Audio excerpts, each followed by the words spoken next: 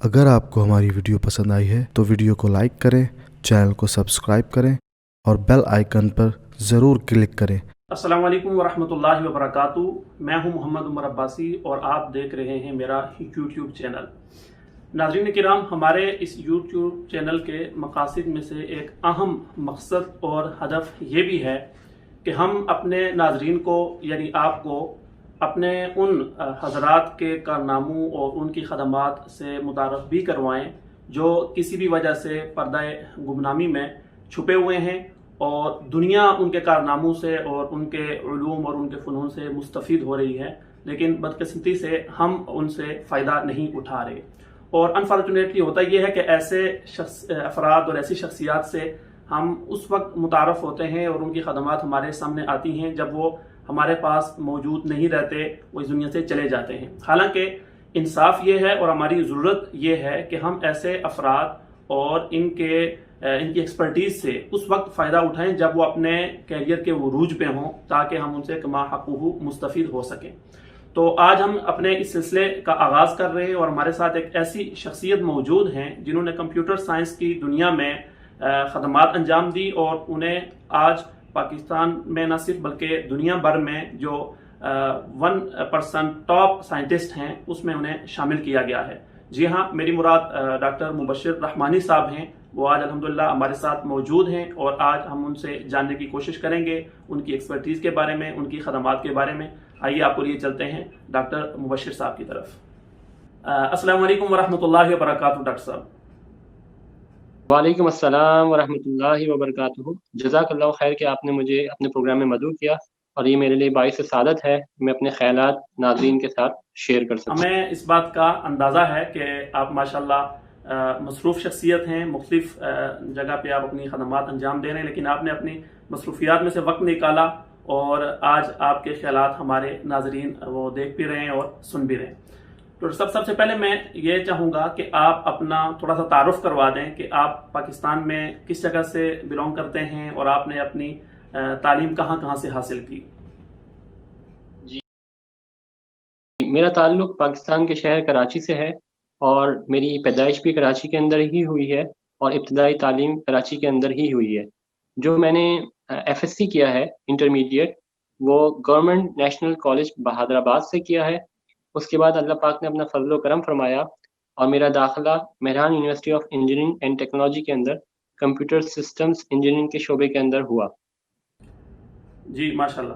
اچھا ڈاکٹر صاحب، یہ جاننا چاہوں گا کہ آپ نے اپنی جو تعلیمی آپ کی زندگی تھی، جب آپ باقاعدہ ایک طالب علم کی حیثیت سے پڑھ رہے تھے، تو آپ کا اس وقت تعلیمی کیریئر کیسا تھا؟ آپ ایک متوسط طالب علم تھے یا آپ اسی طرح سے ماشاءاللہ اس وقت بھی ایک بریلینٹ اسٹوڈنٹ تھے؟ جی، 8ویں کلاس تک تو میں ایک بلو ایوریج یا ایوریج قسم کا اسٹوڈنٹ تھا، مگر اللہ پاک میری بہنوں کو اجر دے کہ انہوں نے موٹیویٹ کیا، گھر والوں نے موٹیویٹ کیا اور اس بات کو ریئلائز کروایا کہ مجھے تھوڑی محنت کرنی چاہیے۔ تو پھر جب اللہ پاک نے ذہن میں یہ بات ڈالی تو میں نے محنت شروع کی، اور میٹرک کے اندر FSC کے اندر پھر محنت کرتا چلا گیا اور اللہ پاک نے کامیابی کے دروازے کھول دیے۔ تو آپ کی گریجویشن مہران یونیورسٹی سے ہی ہے؟ جی، میری گریجویشن مہران یونیورسٹی سے ہے اور 2004 کے اندر میں فارغ ہوا ہوں وہاں سے۔ اچھا ماشاءاللہ۔ اور آپ مہران یونیورسٹی سے جب فارغ ہوئے تو اس کے بعد آپ نے اپنی عملی زندگی کا آغاز کہاں سے کیا؟ جی، مہران یونیورسٹی کے بعد عملی کی زندگی کا آغاز جو ہے وہ میں نے جاب سے کیا۔ کراچی کے اندر ایک کمپنی تھی SG فائبر، وہاں پہ اسسٹنٹ نیٹ ورک انجینئر کے طور پہ مجھے 1 سال سے زیادہ عرصہ خدمات سر انجام دینے کا موقع ملا۔ اچھا، اور میں نے آپ کی بایوگرافی میں کہیں پڑھا ہے کہ آپ کانسیپٹ یونیورسٹی سے بھی منسلک رہے ہیں، وہاں جو آپ کا ایکسپیرینس رہا اگر آپ تھوڑا سا وہ شیئر کرنا چاہیں۔ جی، اللہ پاک نے مہربانی یہ کی کہ 2007 کے اندر مجھے حکومت پاکستان کے ادارے ہائر ایجوکیشن کمیشن کی طرف سے ماسٹرز لیڈنگ ٹو PhD کی اسکالرشپ ملی۔ یہ اسکالرشپ لے کے میں فرانس گیا، وہاں پہ میں نے ماسٹرز اور PhD دونوں سر انجام دی۔ میری جو ماسٹرز اور PhD تھی وہ 2011 کے اندر ختم ہوئی۔ اس کے بعد میں نے پوسٹ ڈاک شروع کی، اور پھر چونکہ میں ہائر ایجوکیشن کمیشن کی اسکالرشپ پہ گیا تھا تو میں باؤنڈ تھا کہ پاکستان واپس آؤں اور اپنے بانڈ کے مطابق 5 سال پاکستان میں سرو کروں. تو الحمدللہ علماء اکرام سے مشورے کے بعد میں پاکستان واپس آیا، اور پاکستان میں واپس آنے کے بعد کامسیٹس یونیورسٹی واہ کیمپس جو کہ پاکستان آرڈیننس فیکٹریز واہ کینٹ کے اندر واقع ہے، وہاں پہ شعبہ الیکٹریکل انجینئرنگ کے اندر ایز اے اسسٹنٹ پروفیسر کے طور پہ میں نے اس کو جوائن کیا، اور 5 سال وہاں پہ میں نے اپنی خدمات سر انجام دی. اچھا ماشاء اللہ. یہ اس یونیورسٹی میں خدمات انجام دینے کے دوران آپ اپنے تحقیقی کام سے منسلک رہے؟ آپ نے کچھ پیپرز وغیرہ لکھے، کوئی نمایاں کام اس حوالے سے ریسرچ کے میدان میں؟ الحمدللہ اللہ پاک کا بہت فضل و کرم ہوا کہ 5 سال جو میں نے کامسیٹس یونیورسٹی کے اندر گزارے، اس میں مجھے ہر سال بہترین ریسرچر کا ایوارڈ کامسیٹس یونیورسٹی کی طرف سے دیا گیا. یعنی یونیورسٹی اپنی مقامی طور پہ بیسٹ ریسرچرز ایوارڈ دیتی ہے، تو وہ مجھے ہر سال کانزیکیوٹیولی وہ ایوارڈ ملا. نہ صرف یہ کہ وہ ایوارڈ ملا، بلکہ ملکی لیول پہ ہمارے پاس Pakistan council for science and technology ہے، PCST، جو کہ ministry of science and technology کا ذیلی ادارہ ہے. وہ ہر سال پورے پاکستان کے جتنے بھی انجینئرنگ کے شعبہ جات ہیں اور سائنس کے دیگر شعبہ جات ہیں اس کی رینکنگ کرتی ہے.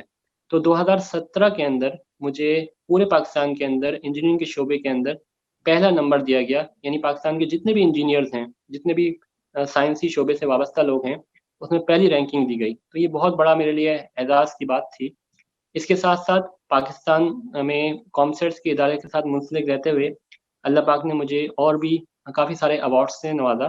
مجھے ہائر ایجوکیشن کمیشن، حکومت پاکستان کا جو تعلیمی ہائر ایجوکیشن کا ادارہ ہے، اس کی طرف سے بیسٹ پیپر ایوارڈ ملا، جس میں جو ہمارے ساتھی تھے ڈاکٹر ایاز احمد، ان کے ساتھ یہ کام کیا گیا، اور اللہ پاک نے ہمیں وہ ایوارڈ بھی نوازا. اس کے علاوہ پاکستان کے اندر رہتے ہوئے عالمی ایوارڈ بھی ہمیں بہت سارے ملے، بہت سارے بیسٹ پیپر ایوارڈز ملے. ایک بیسٹ پیپر ایوارڈ ملا IEEE کمیونیکیشن سوسائٹی کی طرف سے، جو کہ تحقیقی مقالے لکھنے کی طرف سے دیا گیا. ایک 2015 کے اندر ایوارڈ ملا جو کہ بیسٹ ایڈیٹر ایوارڈ تھا، دنیا کے رینک نمبر 1 جرنل ٹیلی کمیونیکیشنز کے اندر جو رینک نمبر 1 جرنل ہے، اس کا بیسٹ ایڈیٹر کا ایوارڈ بھی ملا. اس کے علاوہ اور بھی کئی ایوارڈ اللہ پاک نے دلوائے. ڈاکٹر صاحب، آپ کی سٹوری سن کے تو مجھے ہمارے یہاں ایک سٹیٹمنٹ دی جاتی ہے، وہ سٹیٹمنٹ اور اس کے اگینسٹ مجھے ایک شعر یاد آ گیا. سٹیٹمنٹ یہ دی جاتی ہے کہ پاکستان میں آدمی کام نہیں کر سکتا، لیکن اس سے معلوم ہوتا ہے کہ اگر کوئی آدمی اپنی صلاحیتوں کو پالش اپ کرے اور وہاں پہ محنت کرے تو وہ نکھر سکتا ہے، آگے بڑھ سکتا ہے. اور مجھے نہیں معلوم کہ یہ کس کا شعر ہے، لیکن کسی نے کہا کہ تلاتم خود بخود بیتاب رہتا ہے سلامی کو، اگر تیراک اچھا ہو تو دریا کچھ نہیں کہتا. تو آپ کیا کہیں گے یہ جو کہا جاتا ہے کہ پاکستان میں رہ کے آپ کام نہیں کر سکتے، یا ہمارے تعلیمی اداروں کا جو معیار ہے وہ شاید بہت پست ہے، چنانچہ وہاں سے قابل لوگ نکل نہیں سکتے؟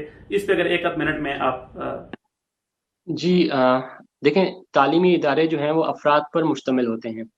تعلیمی اداروں کا معیار اگر کیریکولم ہم آکسفورڈ یونیورسٹی یا ہارورڈ کا کیریکولم بھی لے کے آ جائیں، اور جو افراد ان تعلیمی اداروں سے منسلک ہوں، اگر وہ امانت داری کے ساتھ، دیانتداری کے ساتھ، محنت کے ساتھ کام نہ کریں تو وہ تعلیمی ادارہ آگے ترقی نہیں کر سکے گا. تو ہمارے پاکستان کے جو تعلیمی ادارے ہیں وہ بھی افراد پر مشتمل ہیں. اگر افراد محنتی ہوں گے، لگن کے ساتھ کام کریں گے تو تعلیمی ادارہ آگے جائے گا.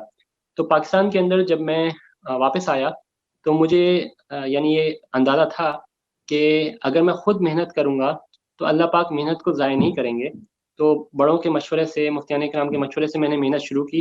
اور لوگوں کی باتیں تو آپ سنتے رہتے ہیں، وہ کہتے ہیں کہ پاکستان میں رہ کے آپ عالمی تحقیقی کام نہیں کر سکتے، مگر اللہ پاک نے یہ بات ثابت کی کہ پاکستان کے اندر رہ کے بھی ہم عالمی تحقیقی کام کر سکتے ہیں جو کہ دنیا میں منوایا جا سکے. تو یعنی افراد پہ منحصر کرتا ہے کہ وہ بندہ خود کتنی محنت کرے.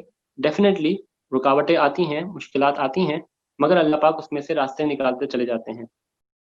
جی بالکل ڈاکٹر صاحب، آپ کی بات سے بالکل اتفاق ہے کہ آدمی اگر ادھر ادھر دیکھنے کے بجائے اور دوسروں کی باتوں پہ جانے کے بجائے اگر اپنے اوپر محنت کرے، اپنی شخصیت کو نکھارنے کی کوشش کرے تو یقیناً اللہ تعالیٰ اس محنت کا اجر عطا فرماتے ہیں. اور اللہ تعالیٰ نے دکھا دیا کہ کس طرح سے اگر کوئی آدمی محنت کرے تو اللہ تعالیٰ اسے اس دنیا میں بھی نوازتے ہیں.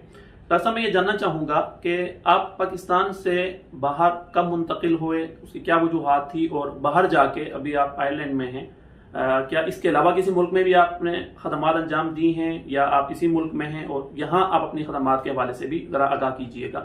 جی دیکھیں، یہ تو تقدیر میں لکھا ہوتا ہے کہ اللہ پاک نے کسی بندے کو کہاں بھیجنا ہے. تو جب اللہ پاک کی طرف سے تقدیر میں یہ بات لکھی ہوتی ہے تو اسی طرح کے حالات اور اسباب بنتے چلے جاتے ہیں. تو بین ہی میرے ساتھ بھی ایسا ہی ہوا. اللہ پاک نے لکھا تھا کہ میں آئرلینڈ آؤں گا، تو اسی طرح کے حالات و اسباب بنتے چلے گئے.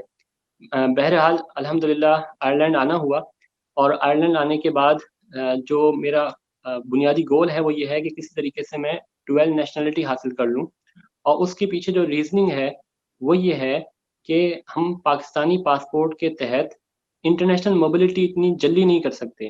میں 5 سال پاکستان میں تھا تو میں ایک کانفرنس میں بھی شرکت نہیں کر پایا، اور اس کی وجہ جو ویزا پروسیسنگ کا ڈیلے ہے اور کچھ اور اسباب بھی ہیں، وہ آپ حضرات کو زیادہ علم ہے. تو وہ رکاوٹ بنتا ہے آپ کی سائنسی تحقیق کے اندر. اور سائنسدانوں کے لیے، ریسرچرز کے لیے موبلٹی ایک انٹیگرل پارٹ ہے. اگر موبلٹی ہوتی ہے تو آپ شارٹ ٹرم سائنٹیفک وزٹس کر سکتے ہیں، آپ آرام سے کانفرنسز کے اندر شرکت کر سکتے ہیں. تو اللہ پاک نے غالباً اس طریقے سے تکوینی امور رکھے تھے کہ میرا آئرلینڈ جانا ہو جائے اور پھر وہاں پہ میں یہ پاسپورٹ کی ترتیب بناؤں. اس سے انشاءاللہ امید ہے کہ مجھے اور زیادہ فلیکسیبلٹی ملے گی اور دنیا بھر میں کام کرنے کا موقع ملے گا، اور انشاءاللہ اللہ کی ذات سے امید ہے کہ پاکستان اور مسلمانوں کا نام اور زیادہ روشن ہوگا. اور پاکستان تو ہمارا ملک ہے، وہیں پہ پیدا ہوئے ہیں، وہیں سے ہمارا تعلق ہے. تو انشاءاللہ اس پاکستان سے یعنی ہمیں عزت ملتی ہے، تو یہ تو اس سے تعلق جڑا رہے گا، اور اپنے لیے باعث سے سعادت سمجھتے ہیں کہ پاکستان کا نام ہمارے نام کے ساتھ ہو. جی ماشاء اللہ صاحب. اور دوسرا سوال کا دوسرا حصہ یہ تھا کہ آپ نے وہاں جا کے کیا خدمات انجام دی، اور اسپیشلی چونکہ آپ ریسرچ کے آدمی ہیں، آپ نے ابھی تک کتنے ریسرچ پیپر لکھے ہیں، اور اس ریسرچ ورک کی دنیا کے لیے ویلیو کیا ہے، آپ کے مقالے کہاں کہاں چھپے ہیں، اور اسپیشلی ابھی جو آپ کو ایوارڈ ملا ہے اس کا بھی اگر آپ تھوڑا سا ہمیں بتا دیں ہمارے ناظرین کو. جی میں ابھی department of computer science, Cork institute of technology کے اندر ایز اسسٹنٹ لیکچرر کے طور پہ خدمات انجام دے رہا ہوں. یہاں پہ میری ذمہ داریوں کے اندر تدریس بھی ہے، ماسٹرز کے اسٹوڈنٹ کو پڑھانا بھی ہے، بیچلرز کے اسٹوڈنٹس کو بھی پڑھانا بھی ہے، اور اس کے ساتھ ساتھ میں پی ایچ ڈی اسٹوڈنٹس کی سپرویژن بھی کرتا ہوں. تو میرے پاس الحمدللہ کچھ پی ایچ ڈی اسٹوڈنٹس بھی ہیں جن کو میں پی ایچ ڈی کروا رہا ہوں. اس کے علاوہ ماسٹرز اسٹوڈنٹ بھی ہوتے ہیں جن کو سپروائز کر رہا ہوں. اس کے علاوہ جو میری تخصیص ہے وہ ریسرچ پریکٹس اینڈ ایتھکس ہے، یعنی ریسرچ کس طریقے سے کی جائے اور اس کے اندر جو ایتھیکل چیزیں ہیں، یعنی جو معیاری کام ہے وہ کیسے کیا جائے اور غیر معیاری کام سے کیسے بچا جائے. یہ کورس بھی اسپیشلائز طور پہ میں اسٹوڈنٹس کو پڑھاتا ہوں. اور جو میری اپنی اسپیشلائزیشن ہے وہ کمپیوٹر نیٹورکس کے اندر ہے، فیوچر کمیونیکیشن نیٹورکس کے اندر ہے، یعنی 5G کہہ لیں آپ، 6G کہہ لیں. اس کے علاوہ انٹرنیٹ کس طرح سے کام کرتا ہے، ڈیٹا سینٹر نیٹورکس کس طریقے سے کام کرتے ہیں. میرے تحقیق جو ہے وہ انہی مضامین کے گرد گھومتی ہے. ابھی حال ہی میں کچھ سال پہلے میں نے اپنی تحقیق کو بلاک چین پہ سٹارٹ کیا ہے. اور بلاک چین جو ہے وہ ایک مشہور ٹیکنالوجی ہے، اور اس کی سب سے اہم اپلیکیشن ہے کرپٹو کرنسی. تو ایتھیریم یا بٹ کوائن یہ دنیا میں چل رہی ہیں. تو میں ایتھیریم یا بٹ کوائن پہ کام نہیں کر رہا، بلکہ میں جو کام کر رہا ہوں وہ اس چیز پہ کام کر رہا ہوں کہ کس طریقے سے ہم بلاک چین ٹیکنالوجی کو فیوچر کمیونیکیشن نیٹورکس کے اندر انٹیگریٹ کر سکتے ہیں. تو یہ تو میرے تھوڑا سا یعنی تعارف ہو گیا کہ میں کن مضامین پہ کام کر رہا ہوں. یہ جو مجھے ایوارڈ ملا ہے، یہ ایوارڈ کلیریویٹ ویب آف سائنس کی طرف سے دیا گیا ہے. اب اس کو سمجھنے کے لیے یہ سمجھنا ضروری ہے کہ یہ ادارے کی اہمیت کیا ہے اور اس کا دائرۂ کار کیا ہے. تو اگر ہم دیکھیں پاکستان کے اندر ہمارے پاس PTA ہے، PTA پاکستان ٹیلی کمیونیکیشن اتھارٹی. تو پاکستان کے اندر جتنی بھی موبائل فون کمپنیز ہیں ان کو لائسنس لینا پڑتا ہے PTA سے آپریٹ کرنے کے لیے. تو PTA ایک ریگولیٹری باڈی ہے، وہ جب چاہے جس نیٹ ورک کو چاہے وہ بند کر سکتی ہے، اور تمام ٹیلی کمیونیکیشن کمپنیز اس کے احکامات پہ عمل درآمد کرنے کی پابند ہوتی ہے. اور PTA اپنے جو ریگولیٹری رولز ہیں وہ انفورس کرتی ہے.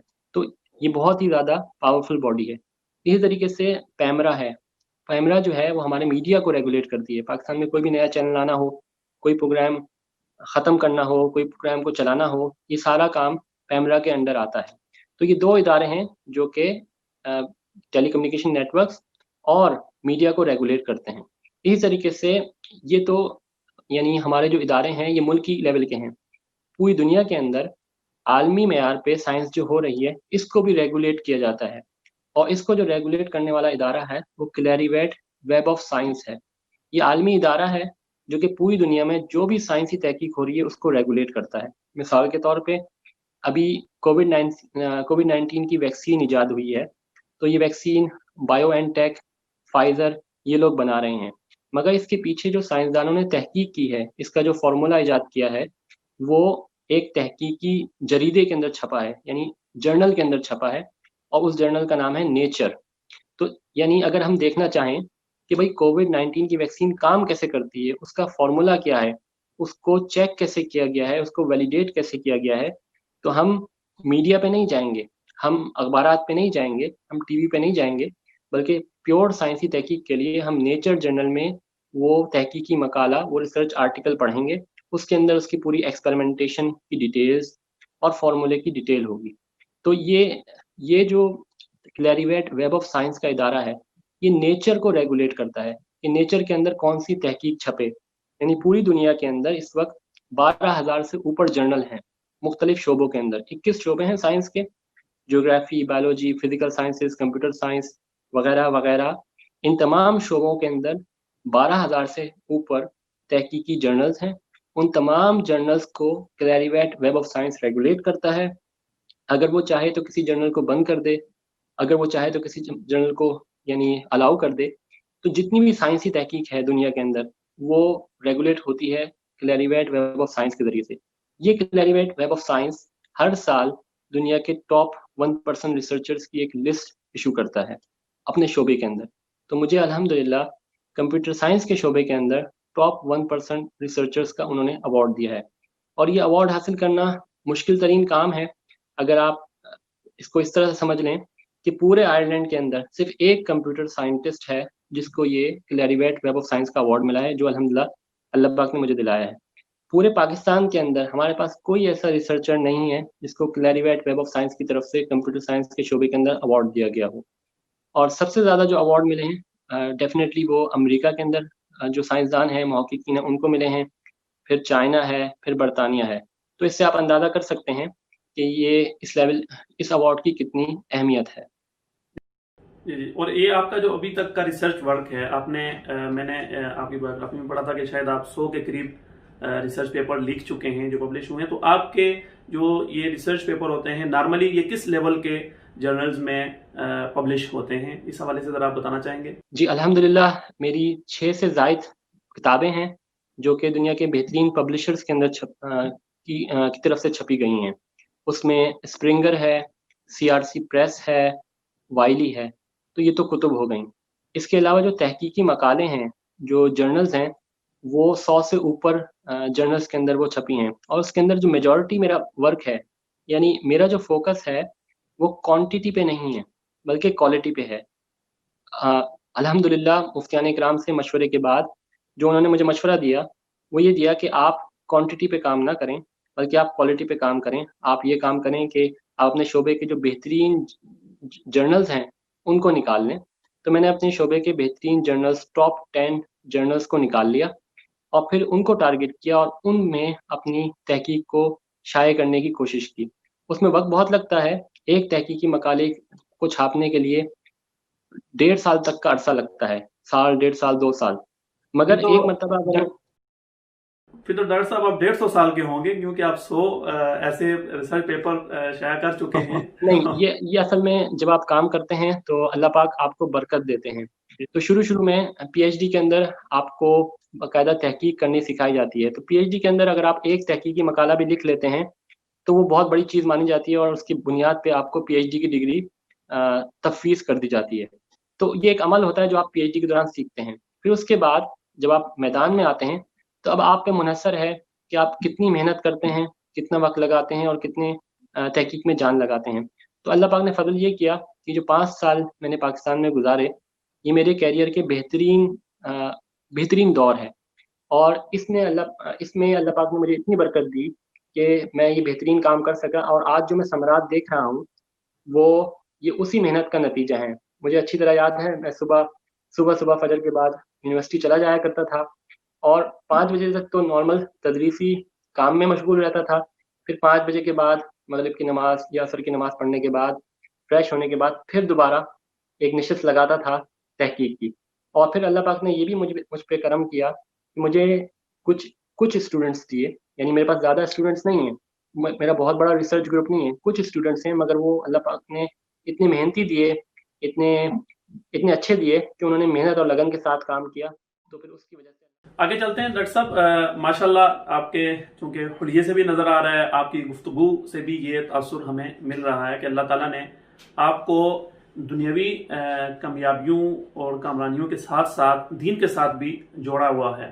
تو یہ جاننا چاہوں گا کہ یہ دین کی طرف جو آپ آئے, کیا بچپن سے ہی آپ کا رجحان اس طرف تھا یا بعد میں آپ اس طرف آئے, اور آپ کس بڑی شخصیت سے متاثر ہیں یا کون سی کتاب آپ نے پڑھی, اس حوالے سے آپ ذرا بتائیے گا. اس کا واقعہ تھوڑا سا عجیب سا ہے. وہ یہ ہے کہ حضرت مولانا یوسف رجحانی صاحب کو شہید کیا گیا. تو جب ان کی شہادت ہو گئی تو ان کی اخبارات میں ان کی خبر چھپی, تو وہ خبر میں نے بھی پڑھی. تو مجھے تجسس ہوا, اللہ پاک نے خود بخود دل میں محبت ڈال دی کہ یار یہ کون سی شخصیت ہیں کہ مجھے ان کی طرف یعنی رغبت ہو رہی ہے. تو میں نے ان کے متعلق دیکھنا شروع کیا اور والد صاحب سے پوچھا تو پتہ چلا کہ ہماری گھر کی لائبریری میں آپ کے مسائل اور ان کا حل اور اس طرح مولانا یوسف رجحانی شہید رحمۃ اللہ کی اور دوسری کتب بھی موجود ہیں. تو جیسے جیسے میں نے ان کو پڑھا تو مجھے بڑا اشتیاق پیدا ہوا کہ کاش کہ میں ان سے فائدہ اٹھاتا. تو پھر اللہ کا کرم و فضل یہ ہوا کہ میرے بڑے بھائی نے مجھے شب جمعہ مدنی مسجد لے کے چلے گئے. تو پہلی پہل جب میں وہاں پہ گیا تو مجھے یہ بات سمجھ میں نہیں آتی تھی, جب وہ بیان میں بات کرتے تھے کہ اللہ ہی سے سب کچھ ہوتا ہے.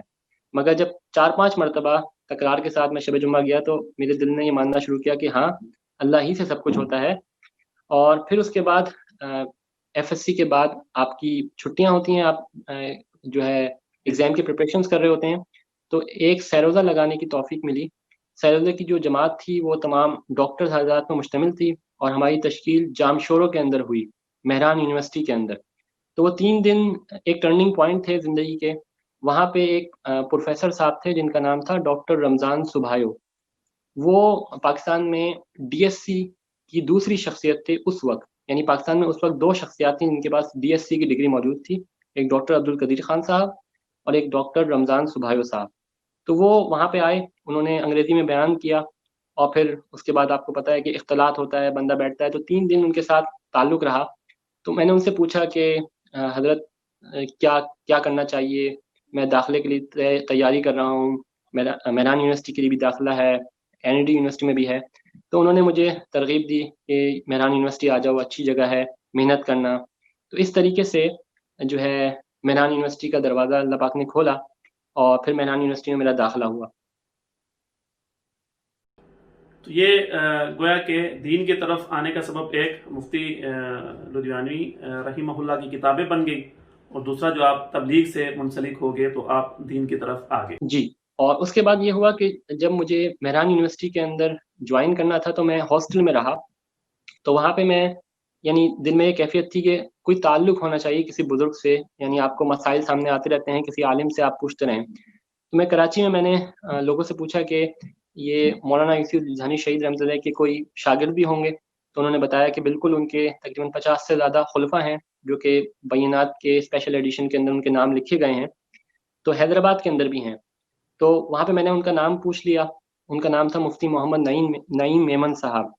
تو حیدرآباد مرکز نور مسجد تبلیغی مرکز کے اندر میں چلا گیا اور وہاں پہ عشاء کی نماز کے بعد مجھے حضرت ملے. تو حضرت سے پہلا میں نے سوال یہ کیا کہ حضرت کیا آپ خلیفہ ہیں مولانا یوسف رجحانی شہید رحمۃ اللہ کے؟ تو انہوں نے کہا بالکل. میں نے کہا کیا میں آپ سے تعلق رکھ سکتا ہوں؟ انہوں نے کہا بالکل. تو اس طریقے سے ہر شب جمعہ پہ ان کے ساتھ جاتا اور عشاء سے لے کر رات کے 1-2 بجے تک کا ٹائم ان کے ساتھ گزارتا ہوں, ان سے بہت سارے سوالات پوچھتا اور اس طریقے سے ان سے نسبت بنتی چلی گئی. الحمدللہ. اچھا ڈاکٹر صاحب, ایک تاثر یہ ہے, اگرچہ یہ تاثر میرا نہیں ہے, الحمدللہ میری بھی چونکہ شروع سے ہی تعلیم وہ دینی اداروں سے رہی اور ساتھ ساتھ اسکول کالج یونیورسٹی بھی اور باہر کی دنیا میں بھی, پاکستان میں اور پاکستان سے باہر اچھے تعلیمی اداروں ہوں، چاہے وہ دینی جامعات ہوں یا ہماری جو اکیڈمک یونیورسٹیز ہیں وہ ہوں، اللہ نے توفیق دی اور باہر دنیا میں بھی. تو میرا یہ تاثر نہیں ہے، لیکن عام ایک تاثر یہ ہے، لوگ یہ سمجھتے ہیں کہ اگر آپ دین کی طرف جاتے ہیں، اگر آپ اپنا حلیہ وہ دیندار لوگوں والا بناتے ہیں، آپ اگر سنت کے مطابق داڑھی رکھ لیتے ہیں اور علماء کرام اور جو دین سے منسلک لوگ ہیں ان کے مطابق ان کا لباس آپ اپناتے ہیں، ٹوپی سر پہ رکھتے ہیں، تو آپ کی جو پروفیشنل لائف ہے شاید یہ متاثر ہو جاتی ہے، اور آپ دنیا میں جو ایک کمپٹیشن چل رہا ہے اس کمپٹیشن سے آپ باہر ہو جاتے ہیں، آپ ترقی نہیں کر سکتے. اس حوالے سے آپ اپنا ایکسپیرینس شیئر کریں کہ آپ نے اس گیٹ اپ کے ساتھ دنیا کا بیسٹ ایوارڈ حاصل کیا. آپ ہمیں بہتر بتا سکتے ہیں اس حوالے سے. جی دیکھیں، اس میں تو کوئی شک نہیں ہے کہ جب آپ دینی حلیہ اختیار کرتے ہیں تو آپ کو ہر قسم کے لوگوں سے واسطہ پڑتا ہے. اگر آپ مغربی دنیا کے اندر ہیں تو وہاں پہ متعصب لوگ بھی ہوں گے اور اچھے لوگ بھی ہوں گے. تو یہ تو چیلنجز آئیں گے، آپ کی ڈیلی روٹین کا حصہ ہیں، تو ان کو تو آپ کو ایکسیپٹ کرنا ہے. اب سوال یہ ہے کہ آپ ان کو لیتے ہوئے اپنے ذہن پہ حاوی کر دیتے ہیں اور اپنے کام سے دور ہٹ جاتے ہیں، یا آپ ان کو اگنور کرتے ہوئے اپنے کام پہ توجہ دیتے ہیں، اور اپنے کام پہ توجہ دینے کی وجہ سے جو مغرب کے لوگ ہیں وہ بھی آپ کی قدر کرنے لگتے ہیں. تو اس میں جو میری رہنمائی فرمائی، مجھے بھی یہ اشکالات تھے اور بہت زیادہ اشکالات تھے. تو میں نے مفتی نعیم صاحب سے ہی پوچھا کہ حضرت، ایک تو یہ ترتیب ہوئی کہ ہماری انجینئرنگ کے آخری سال کے اندر امتحانات چل رہے تھے، تو میں اپنے ایک دوست کے ساتھ شب جمعہ کے بیان پہ گیا. تو وہاں پہ بیان تھا، تو ہمارا ایمان بڑھا اور ہم نے ارادہ کیا کہ ہم 4 مہینے کے لیے نکلتے ہیں. تو میرے اس دوست نے تو یعنی مشورہ نہیں کیا، اور وہ بلا مشورہ کے وہ 4 مہینے پہ چلے گئے. جبکہ میں نے مفتی صاحب کے پاس مرکز کے اندر ہی چلا گیا اور ان سے پوچھا، تو انہوں نے مجھے کہا کہ بھائی آپ 4 مہینے پہ ابھی نہ جاؤ، آپ کے امتحان چل رہے ہیں، آپ اس پہ فوکس کرو، اور پھر جب اللہ پاک موقع دے امتحان سے فارغ ہو کے پھر آپ تبلیغ میں چلے جانا. تو پھر میں نے ان کی بات کو مان لیا اور الحمدللہ یعنی اپنے امتحانات پہ توجہ دی، اس کی تیاری پہ توجہ دی. پھر اس کے بعد جب میں نے انجینئرنگ کر لی، پھر اس کے بعد پھر میں نے ان سے عرض کیا کہ جی میں عالم بننا چاہتا ہوں. یعنی جامعۃ الرشید کے اندر اس وقت ایک پروگرام تھا، وہ جو 4 سالہ جی کورس ہوتا ہے کلیت الشریعہ. کلیت الشریعہ، اس کے لیے بھی میں نازم آباد میں بھی گیا اور کلیت الشریعہ کا فارم بھی لے کے آیا، سب کچھ کیا. اور میرے لیے انسینٹیو یہ تھا کہ اس وقت غالباً 5,000 روپے بھی ملتے تھے. تو یہ بھی ایک بڑی اچھی انسینٹیو تھی کہ چلو یار 5,000 بھی مل جائیں گے اور ساتھ میں عالمی بن جائیں گے. پھر میں نے مشورہ کیا، میں نے اس وقت مفتی نعیم صاحب نے مولانا سعید احمد جلال پوری شہید رحمۃ اللہ علیہ جو ختم نبوت کی مسجد میں ہوتے ہیں، ان کے پاس مجھے بھیجا اور خود بھی مشورہ کروایا. تو اس میں پھر یہ بات سامنے آئی کہ میں کلیت الشریعہ کو جوائن نہیں کرتا اور اپنے شعبے کے اندر ہی اعلیٰ سے اعلیٰ محنت کرنے کی کوشش کرتا ہوں. تو پھر اس کے بعد اللہ پاک نے اسکالرشپ دلا دی اور پھر اس طریقے سے باہر جانا ہو گیا. الحمدللہ. ڈاکٹر صاحب، چونکہ ماشاءاللہ جس طرح سے آپ نے بتایا آپ کی ایک پروفیشنل لائف ہے، آپ ریسرچ کے آدمی ہیں، آپ اتنے بڑے بڑے جرنلز میں اتنی بڑی ماشاءاللہ مقدار میں تعداد میں آپ اپنے پیپرز پبلش کروا چکے ہیں، پھر آپ کی ظاہر ہے کہ ایک فیملی لائف بھی ہے، تو آپ ان ساری چیزوں کو مینیج کیسے کرتے ہیں؟ Professional life, family life, research اور یہ ساری چیزیں، ٹائم مینجمنٹ آپ کیسے کر لیتے ہیں؟ ٹائم مینجمنٹ بھی میں نے مفتیان اکرام سے ہی پوچھ کے سیکھی ہے اور انہی کے مشوروں پہ عمل کر رہا ہوتا ہوں. تو پی ایچ ڈی کے دوران یا تعلیم کے دوران جو ہے انہوں نے مجھے باقاعدہ کہا کہ شیڈیول اپنا مرتب کرو، اس شیڈیول کے مطابق ہر چیز کو اس کا ٹائم کے مطابق اس کو کرنے کی کوشش کرو. تو الحمدللہ ان کے مشورے سے ایک معمول، زندگی کا ایک معمول بنا لیا ہے. وہ معمولات ہیں جو میں اپنے کسی بھی جو بھی طالب علم مجھ سے منسلک ہوتا ہے کوشش کرتا ہوں کہ اس کو بھی وہ کمیونیکیٹ کروں. تو زندگی کا معمول یہ ہے کہ روزانہ سورہ یاسین شریف کی تلاوت، روزانہ 1 پارہ قرآن پاک کی تلاوت اور 3 تسبیحات، تیسرا کلمہ درود شریف استغفار 100 مرتبہ صبح، 100 مرتبہ شام. اس کے علاوہ جو دعائیں ہیں اور تبلیغ کے ساتھ جڑنا، یہ ساری چیزیں اگر بندہ کرے تو اس کی جو تھنکنگ ہے وہ پازیٹیو رہتی ہے اور وہ پھر دوسری غیر ضروری چیزوں کے اندر مشغول نہیں رہتا اور اپنے کام پہ فوکس کرتا ہے. جب اپنے کام پہ فوکس کرتا ہے تو اللہ پاک کی غیبی مدد اس کے ساتھ ہو جاتی ہے اور اللہ پاک اس کو برکت دیتے ہیں.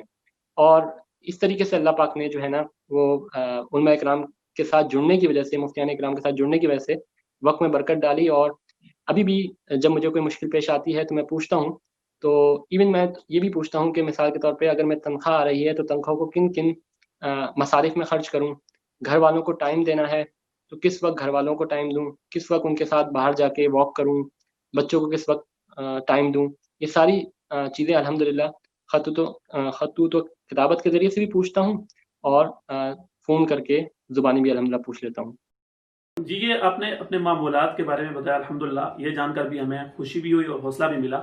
میں ذرا یہ جاننا چاہوں گا کہ ایک نارمل جو ایک دن ہے آپ کی زندگی میں ہوتا ہے, اس کو آپ کس طرح سے گزارتے ہیں؟ ایک ایوریج جو ہے ان معمولات کے علاوہ, مثلا آپ گھر والوں کو جو وقت دیتے ہیں, بچوں کو وقت دیتے ہیں, اپنا پروفیشنل آپ کا جو ورک ہوتا ہے, اور یہ جو آپ تحقیق بھی کرتے ہیں, آرام بھی کرتے ہیں, تو یہ 1 منٹ میں اگر آپ یہ بتانا چاہیں. الحمدللہ سب سے پہلے تو فجر کے وقت اٹھ کے فجر پڑھنا, گھر والوں کو بھی اٹھانا, بلکہ بعض مرتبہ تو گھر والے مجھے خود اٹھا رہے ہوتے ہیں. تو الحمدللہ اس کے بعد جو ہے نماز پڑھنے کے بعد کوشش یہ کرنا کہ صبح کے جو معمولات ہیں, یعنی سورہ یاسین اور 1 پارہ قرآن پاک کی تلاوت, مناجات مقبول کی ایک منزل, اور ذریعۃ الوصول الی جناب رسول صلی اللہ علیہ وسلم اور منزل کی ایک کتاب ہے, یہ ساری پڑھ کے ناشتہ کر کے پھر یونیورسٹی چلے جانا, اور ساتھ میں بچوں کو اسکول چھوڑ دینا. پھر یونیورسٹی جا کے کوشش یہ کرنا کہ موبائل سے اور سوشل میڈیا سے دور رہنا, اور فوکس ہو کے اگر کوئی لیکچر ہیں وہ دینا, یا کوئی ریسرچ کا کام ہے وہ کرنا. اور پھر اس کے بعد ظہر کی نماز اور کھانا, اور اس کے بعد پھر عصر کے بعد یا مغرب تک یونیورسٹی کے اندر رہنا. اس کے بعد گھر آ جانا, اور گھر آ کے گھر والوں کے ساتھ چائے پینا, آدھا 1 گھنٹہ گھر کے کام وغیرہ, کوئی سودا سلف لانا ہے یہ کرنا, اور اس کے بعد پھر دوبارہ سے ایک نشست لگا لینا ریسرچ کے اوپر. اور پھر رات کو سونے سے پہلے کسی دینی کتب کا مطالعہ کر لینا. مثال کے طور پہ مولانا اسماعیل ریحان صاحب کی ابھی کتاب آئی ہے تاریخ امت مسلمہ, تو آج کل میں اس کا مطالعہ کر رہا ہوں. اس طریقے سے بزرگوں کی سوانح حیات کو پڑھتے رہنا, تو اس سے بہت زیادہ فائدہ ہوتا ہے. تو یہ میرے پورے دن کے معمولات ہیں. الحمدللہ. اب آپ فیوچر کے حوالے سے آپ کی کیا پلاننگ ہے؟ آپ کیا چاہتے ہیں کہ آپ کس فیلڈ میں, ذرا فیلڈ تو آپ کی یہی ہے, آپ کس حد تک دیکھ رہے ہیں کہ آپ انشاءاللہ کام کریں گے, فرض کریں گے آگے 10-15 سال میں؟ جی اس کے اندر میرے ذہن میں اشکال تھا یہ ایک کہ بس اب تحقیق ہو گئی, اب میں عالم بنوں.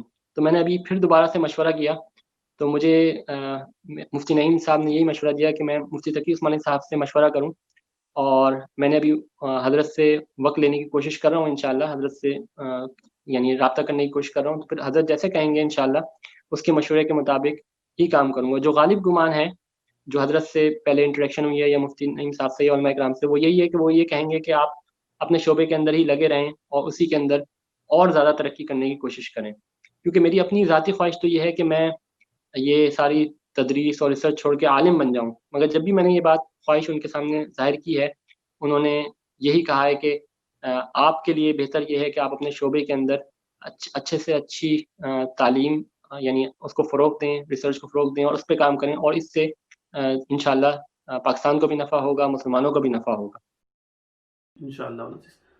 آخر میں ڈاکٹر صاحب میں یہ چاہوں گا کہ آپ پاکستان میں جو کمپیوٹر سائنس سے منسلک جو اسٹوڈنٹس ہیں, جو پڑھانے والے ہیں, یا اس کے علاوہ بھی ریسرچ کے جو لوگ ہیں, ان کو آپ کیا پیغام دینا چاہیں گے؟ وہ کس طرح سے زندگی میں آگے بڑھیں, تاکہ جس طرح اللہ تعالیٰ نے آپ کو کامیابی عطا فرمائی اور آپ کے ان کارناموں اور آپ کی محنت کے نتیجے میں اللہ تعالیٰ نے پاکستان کو یہ اعزاز دیا, پوری امت مسلمہ اور مسلمانوں کو یہ اعزاز حاصل ہوا کہ آپ کمپیوٹر سائنس کی دنیا میں دنیا کے بہترین جو سائنسدان ہیں ان میں آپ کا نام شامل ہوا. تو اس طرح سے اس فیلڈ میں یا دیگر جو فیلڈز ہیں اس کے لوگ کس طرح سے آگے بڑھیں, کامیاب ہوں, آپ کیا پیغام ان کو دینا چاہیں گے؟ جی پیغام یہی ہے کہ ہمارے پاس زندگی کے ہر شعبے کے اندر 2 راستے ہوتے ہیں. ایک راستہ ہوتا ہے سمجھوتے کا, اور ایک راستہ ہوتا ہے اصول پہ چلنے کا. تو ہمارا جو دین ہے یا ہمارا جو ملکی قوانین ہیں, وہ ہمیں یہ کہتے ہیں کہ ہم اپنے کام کو دیانتداری کے ساتھ, امانتداری کے ساتھ, اخلاص کے ساتھ کریں. تو جتنے بھی طلباء ہیں یا جو ریسرچر حضرات ہیں, ان کے سامنے اپنی پروفیشنل لائف کے اندر یہ چیزیں گاہے بگاہے آتی رہتی ہیں, جس پہ ان کو فیصلہ کرنا پڑتا ہے. اگر وہ یعنی کمپرومائز ہو جائیں اور شارٹ ٹرم کامیابی کو دیکھتے ہوئے اصولوں کو چھوڑ دیں گے, تو ظاہری طور پہ تو ان کو کامیابی مل جائے گی, مگر یہ کامیابی جو ہے لانگ ٹرم کی نہیں ہوگی. تو میری گزارش یہ ہوگی کہ ہم اپنی پورے اخلاص کے ساتھ لانگ ٹرم اپنے گولز پہ توجہ مرکوز رکھیں, اور اخلاص کے ساتھ, دیانتداری کے ساتھ, اصولوں پہ چلتے ہوئے اس راہ کو اختیار کریں.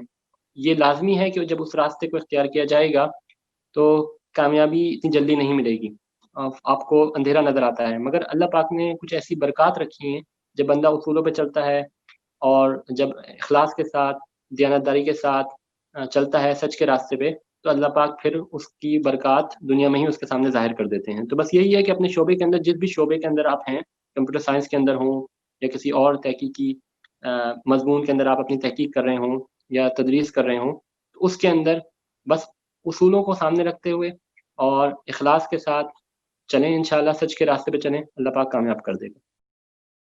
بہت شکریہ ڈاکٹر صاحب، آپ کے ساتھ گفتگو کر کے کچھ مجھے بہت فائدہ بھی ہوا، مجھے حوصلہ بھی ملا، چونکہ میں خود بھی اسٹوڈنٹ ہوں جیسا کہ میں نے عرض کیا تھا، اور آگے میرا انشاءاللہ اپنا پی ایچ ڈی کا ارادہ ہے خود ہی امریکہ سے ہی۔